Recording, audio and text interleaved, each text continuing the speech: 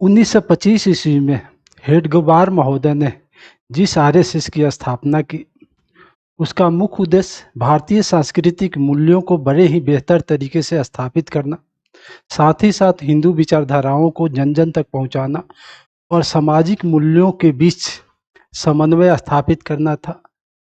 1925 से लेकर 1947 ईस्वी तक इस विचारधाराओं को बड़े ही बेहतर तरीके से स्थापित किया गया। जब 1947 में भारत स्वतंत्र हुआ तो आरएसएस ने भी अपनी राजनीतिक प्रभुत्व को स्थापित करने के लिए जनसंघ की स्थापना की और धीरे धीरे जनसंघ अपने राजनीतिक विचारधाराओं को जन जन तक पहुंचाने की कोशिश करने लगा। 1980 के दशक में बीजेपी की स्थापना हुई और बीजेपी ने भी एक राजनीतिक मूल्यों को जन जन के बीच स्थापित करने की शुरुआत की और इस प्रकार से 1980 के दशक के बाद से लेकर जहां आरएसएस जनता के बीच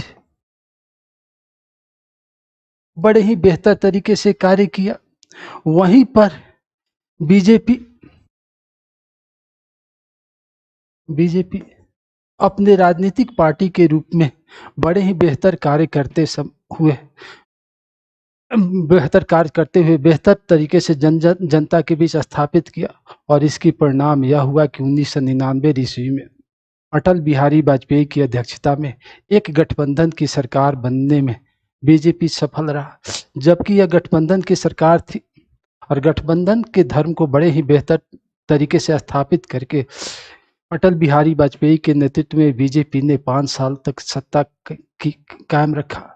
साथ ही साथ जब 2004 का चुनाव हुआ तो इस चुनाव में फिर बीजेपी सत्ता से बाहर हो गई, परंतु 2014 के चुनाव में नरेंद्र मोदी की अध्यक्षता में, नरेंद्र मोदी के नेतृत्व में बीजेपी पूर्ण बहुमत के साथ सत्ता में स्थापित हुई और पूर्ण बहुमत के साथ सत्ता में स्थापित होने के चलते यही से आरएसएस और बीजेपी के बीच द्वंद्व की शुरुआत हुई। 2019 के चुनाव में भी बीजेपी ने पूर्ण बहुमत की सत्ता स्थापित की और इस प्रकार से बीजेपी धीरे धीरे जनता के बीच इस कदर अपने प्रभुत्व को स्थापित करते हुए चले गए कि अब वह धीरे धीरे आरएसएस से दूर होते चले गया और इसी बीच दोनों के बीच द्वंद्व की शुरुआत होते चली गई। फिर जब 2024 का चुनाव आया तो 2024 के चुनाव में विभिन्न प्रकार की घटनाएं घटी, जिसके कारण फिर से बीजेपी पूर्ण बहुमत से दूर हो गई और फिर बीजेपी एक गठबंधन की सत्ता स्थापित करने की जरूरत महसूस की। अब यही से 2024 के बाद बीजेपी और आरएसएस के बीच एक द्वंद्व की शुरुआत थी और हम देखने की कोशिश करेंगे कि यह द्वंद्व किस प्रकार से स्थापित हुआ। यानी एक तरफ बीजेपी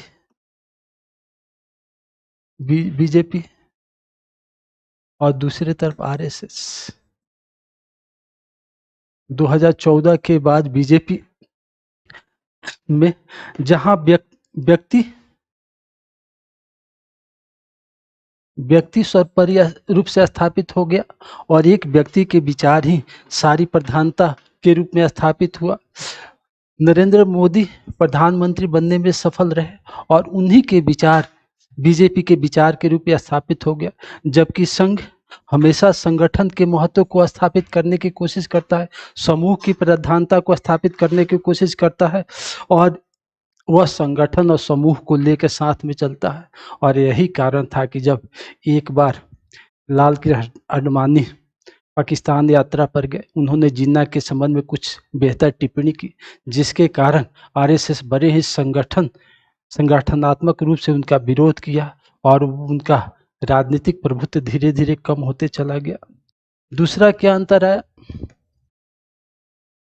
1914 के बाद एक व्यक्ति के विचार की ही प्रधानता स्थापित हो गई।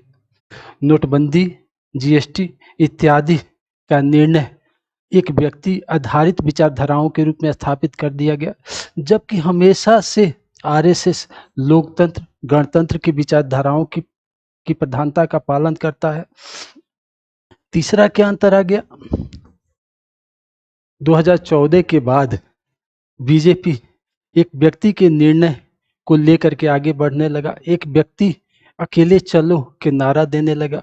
और इस दौरान देखा जाए तो नड्डा साहब के द्वारा यह कहा गया कि अब बीजेपी की आरएसएस की जरूरत नहीं है, और यहीं से बीजेपी और आरएसएस के बीच द्वंद्व की शुरुआत हुई। जबकि बीजेपी हमेशा सहयोग, संगठन, विचारधारा की प्रधानता के रूप में स्थापित हुआ। चौथा, सत्ता के केंद्र में एक व्यक्ति की प्रधानता स्थापित हो गई और उन्हीं के निर्देश राज्य और केंद्र में स्थापित होने लगा। जब राज्यों में बीजेपी की सरकार बनती थी तो केंद्र के द्वारा ही वहां सीएम का चुनाव किया जाता है, जबकि आरएसएस हमेशा संगठन की प्रधानता को स्थापित करने की कोशिश किया। जिस व्यक्ति को संगठन के विचारधारा से जुड़े होने या सभी विधायकों या सांसदों का बहुमत होने, उन्हीं को नेतृत्व देने की तरफ अग्रसर हुआ। पांचवा विचार क्या आया? 2014 के बाद बीजेपी में संवाद की कमी होने लगी। 2014 से लेकर 2024 तक भारतीय प्रधानमंत्री नरेंद्र मोदी कभी भी नागपुर यात्रा पर नहीं गए। 2024 के चुनाव में कमजोर होने के बाद नागपुर यात्रा पर गए। उन्होंने कभी भी किसी भी संगठन में आरएसएस का नाम नहीं लिया। साथ ही साथ सभी मंत्रिमंडल के सदस्यगत एक रबर स्टैंप के रूप में काम करने लगे, जबकि आरएसएस हमेशा संवाद की प्रधानता को अपने अंदर स्थापित रखा। एक बार अपने कार्यक्रम के दौरान उन्होंने कांग्रेस के राष्ट्रपति प्रणब मुखर्जी को भी अपने संगठन में आमंत्रित किया, विचारधाराओं का लेन देन करने की कोशिश की, और इस वजह से वह हमेशा संगठन और विचारधाराओं की प्रधानता को देखता है। इस प्रकार से देखा जाए तो बीजेपी और आरएसएस के बीच विभिन्न प्रकार की विचारधाराओं में द्वंद्व की शुरुआत हो गई।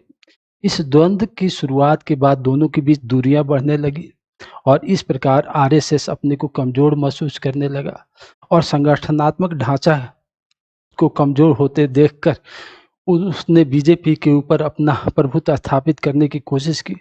2024 के चुनाव के बाद जैसे ही बीजेपी बहुमत से दूर हुई तो बीजेपी के संगठन के चुनाव के बदले में एनडीए के मीटिंग बुला करके नरेंद्र मोदी अपने को नेतृत्व अपने हाथों में केंद्रित कर लिए।